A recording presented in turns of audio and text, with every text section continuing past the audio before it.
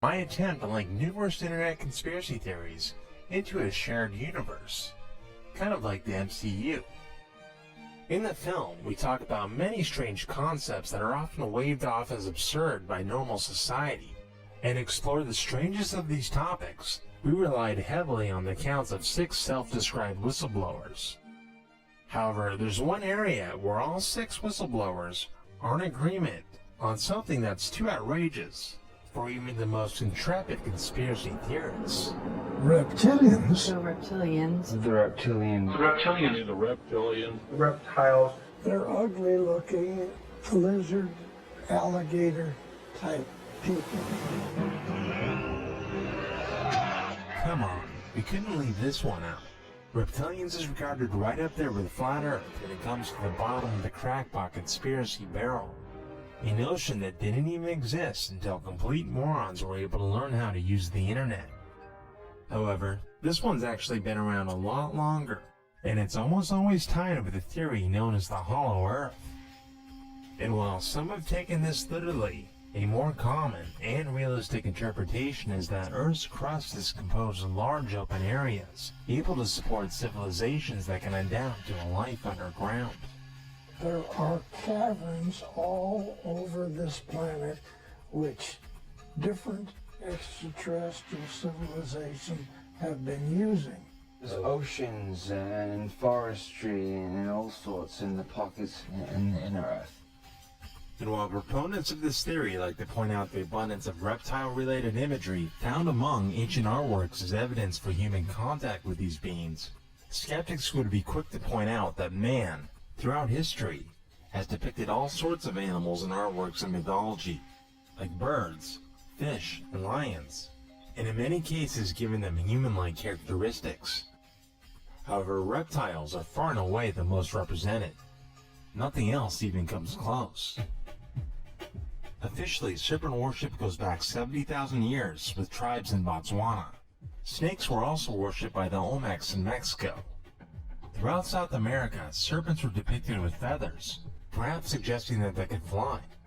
In ancient mythology of native Australians teach that humans are created by the dreams of a lizard. Egypt and Sumer also had their reptile deities.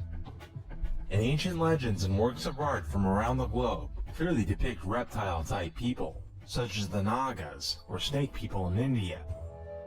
Even today, snake symbolism is so abundant you hardly notice it, and depictions in pop culture of super smart reptiles are common.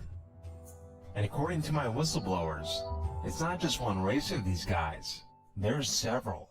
There's 6 or 7 types of reptilians that are on this planet. Some snakes, some velociraptor looking, some actually look like dinosaurs.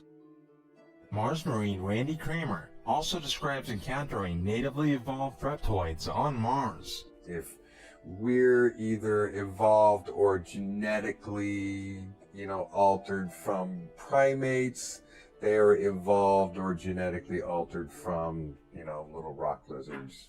So it turns out that if aliens ever show up here on Earth, a new study indicates that they'll probably be more like super intelligent dinosaurs, as smart and as cunning as humans.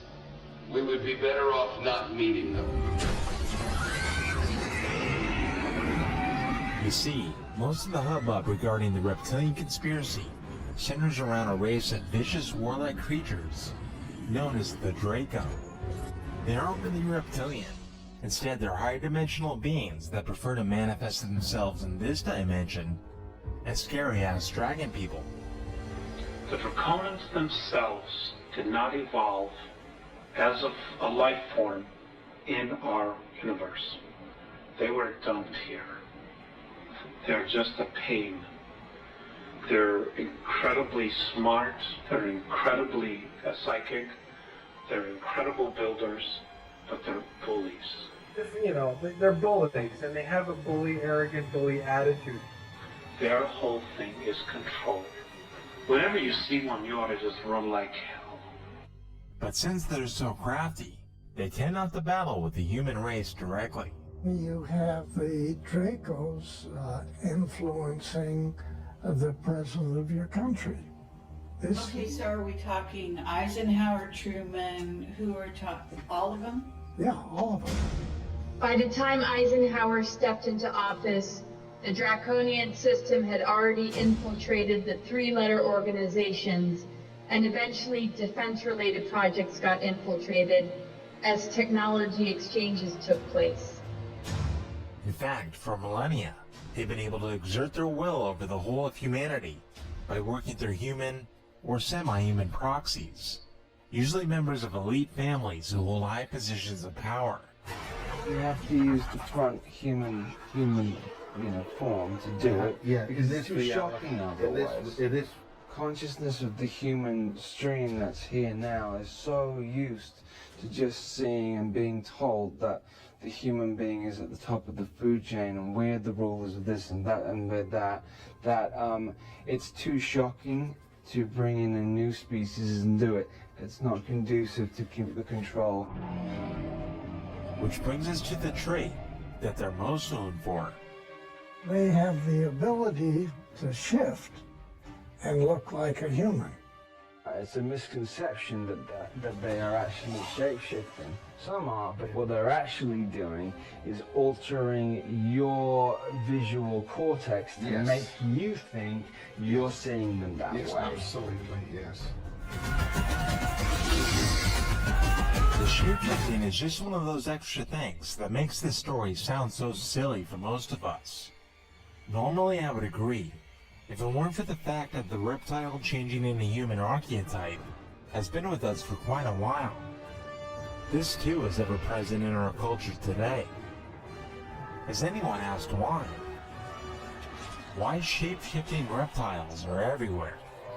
Even children's shows, like the Dino Squad, which features shape-shifting teenagers fighting crime. Is it all just a big coincidence? Or are insiders purposely leaking this stuff into the culture? Do they know who's really calling the shots?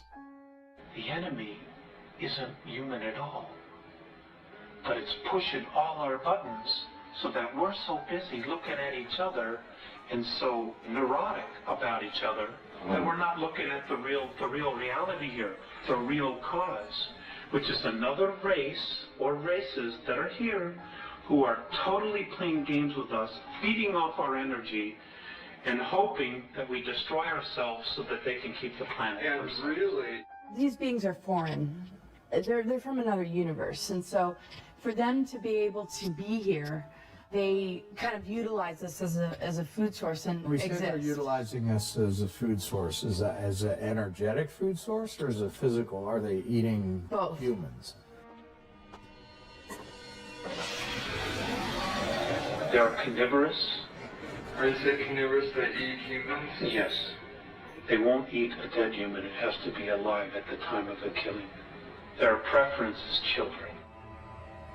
100,000 children, totally unaccountable through FBI archives, cannot be traced anywhere. You know, Westchester County, in the last 5 years, 3,000 children in the Westchester County, New York, have vanished without a trace. Where are they going? Nobody's ever seen them. I think they're hauled underneath in some of these bases and they are summarily done away with and they are literally eaten. These children were food. And I'm supposed to just shut up and not say anything about it because people don't want to hear it? That's tough. That's tough. And yet, this idea is also backed up by thousands of years of artistic depictions of reptiles consuming people.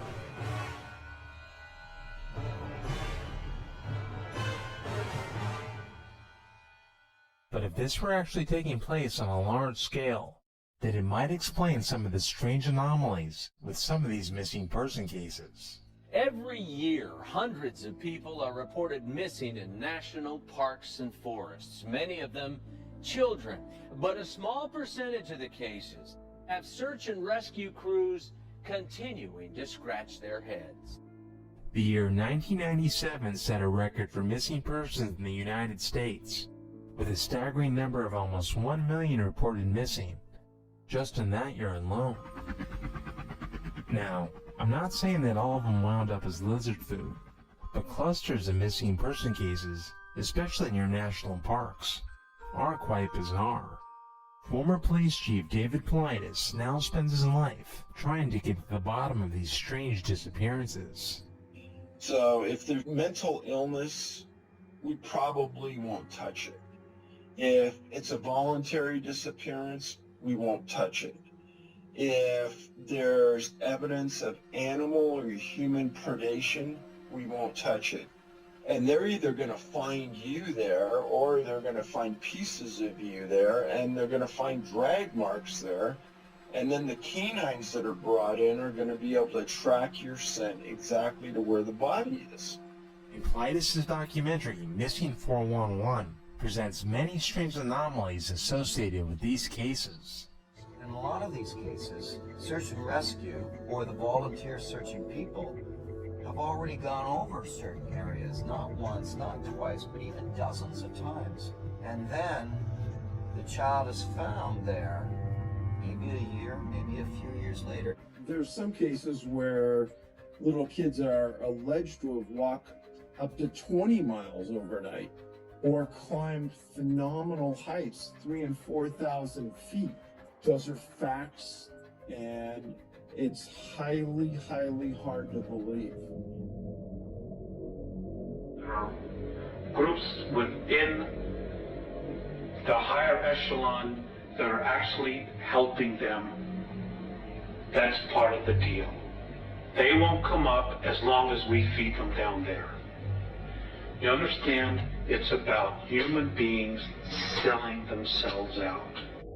But is there any evidence of this? Anything to suggest that it's more than just an imaginative horror story? Well, perhaps the next time you're in Oslo, Norway, you should take a stroll through the peaceful Frogner Park. You'll probably notice a statue garden, all designed by famed Swedish sculptor Gustav Winglet, who is best known for designing the Nobel Peace Prize. And perhaps you might notice something unsettling about these statues.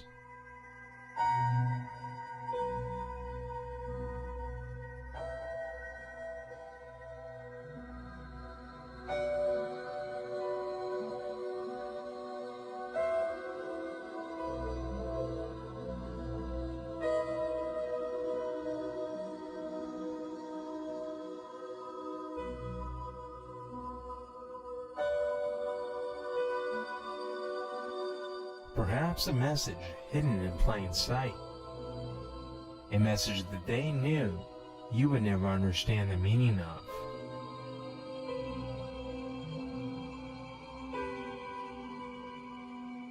This is where the battle is, between light and dark.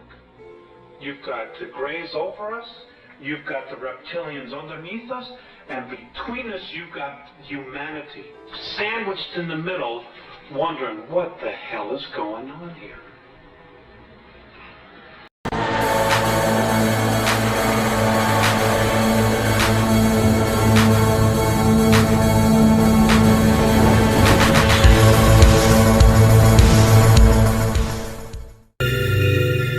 Explain the unexplained.